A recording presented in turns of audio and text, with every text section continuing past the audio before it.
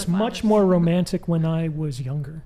And I did a lot of things that I saw in the movies. And I did them with a great deal of sincerity. And it generally did not work out very well for me. And it didn't lead to the kind of reaction that I was hoping for.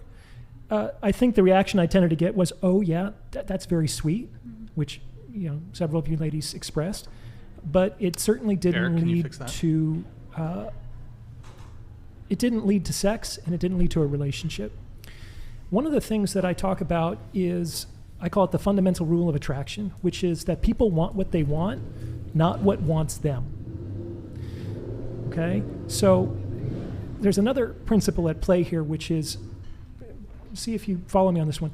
It's not possible for two people to like each other exactly the same amount. Do you guys believe that that's true? Yes. Do you believe that the man should want the woman more? No. So let me talk a little bit more about this. So first of all, we're saying it's not possible for two people to like each other. So if that's true, then that means that there's always somebody in a relationship who likes the other person more, and there's always someone in a relationship who likes the other person less. I call this person the adorer and this person the adored. And they're actually like gender neutral. Like men could be here, men could be here, women could be here, women can be here. And when a person is pursuing, when they're showing interest, what they're doing is they're putting themselves in the position of the adorer. And the adorer is actually where everyone really wants to be, both men and women. I think that that's actually true. And that's because when you're in the position of the adorer, you get all of these feelings. You get to be with the one that you love. The thought of them makes your heart race. When they don't text, you're worried and you're anxious. When they do text, you're relieved. When you get to see them, you're really excited and you're into it. The person who adores gets to have the emotional experience. The adored doesn't. The adored has a much greater muted emotional experience because this person gets to be with the one that they love and this person gets to be loved by the one that they're with. And that's a very different experience. Now, there are pros and cons to each. It's not actually better to be the adored or the adorer, though people generally have preferences one for the other. But when a man comes out of the gate with buying flowers and going out of his way, it really does put him in a place of the adorer very early, and it creates a big gap in that attraction because the fact of the matter is that no one has earned that yet. Yeah. And that's why it kind of comes off as untrustworthy. It's because there's nothing that the woman has done yet to demonstrate that she's worthy of his affection. And so it comes off as, even though it's in this, as just kind of desirous of wanting to be liked, which isn't generally why we like people. We don't really like people who want to be liked. We don't respect people who want to be liked. And it's very hard for women to be attracted to men that they don't respect.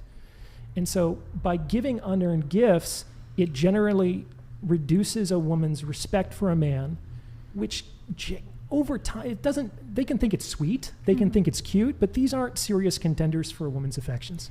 I completely agree. I think kind of what you just said, the woman hasn't really earned it yet. So if I just match with a guy off Hinge and he immediately brings me flowers without us even talking on the phone, I'm thinking he just wants to impress whoever's walking out that door. It has nothing to do with me. So the most recent time a guy bought me flowers was on a first date. I found it cringe. On the fourth date, he bought me a Brita filter and a water bottle, and I thought that was super romantic because I told him I'm super dehydrated because I never have drinking utensils, and that I found romantic. So it's not so much that women don't like gift giving; it's I think that they don't like impersonal gifts. Well, what I think you correct me if I'm wrong, what you really liked about that is that the guy was paying attention. Exactly. And it wasn't really that. It wasn't based off this idea of a movie of oh, girl, flower. That's true. And it wasn't that you really wanted a Brita. You probably could buy a Brita for yourself. It's that somebody was listening to you and demonstrated that with a small gesture. Yeah. Yeah. I think by definition, a gift is unearned. You don't deserve it, it's just given to you because out of their heart, they just want to give you something. I think part of it is, as modern women, we don't really appreciate flowers as much as women did a few decades ago. But yeah, if it's a present that they know you specifically want, it feels less generic, you know what I mean? But a gift is a great idea, regardless. It's just, it feels more specific when it's, it feels personalized. Technically, I would agree with that. I think all gifts technically are unearned to the extent that they're true gifts. and they don't come with any strings attached. But it's interesting, you said, what did you say? You said something along the lines of, no gift is, it'd be nice if he gave you a gift. Well, that's part of what I'm getting at, is he doesn't really know who you are yet. And so what he's doing is he's going through a script, or he is projecting an idea of you that may or may not actually accord with who you are. And on some level, it feels as almost like he's trying to purchase your affection, which generally has the counterproductive effect of lowering attraction.